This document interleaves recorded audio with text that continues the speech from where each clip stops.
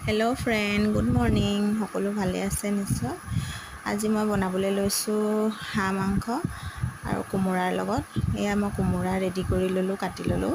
অলপ ডাঙৰ ডাঙৰকৈ কাটিছোঁ বাৰু কোমোৰাবোৰ। তাৰপিছতে এফালে পিঁয়াজ কাটি ল'লোঁ, নহৰু এনেকৈ পিচি লৈছোঁ আৰু জলকীয়া লৈছোঁ। আলু আৰু কোমোৰা দিম বুলি ভাবিছোঁ মাংসত আজি। হাঁহ মাংসৰ লগত নিশ্চয় সকলোৱে খাই ভাল পায় কোমোৰা। ময়ো পিঁয়াজখিনি ভাজি লোৱাৰ পিছত অলপ দেৰি লৰাই দিব লাগে। তাৰপিছতে মাংসখিনি মই দি দিছোঁ। অলপ সিজাৰ পিছত নিমখ হালধি দি দিছোঁ আৰু মছলা চছলা।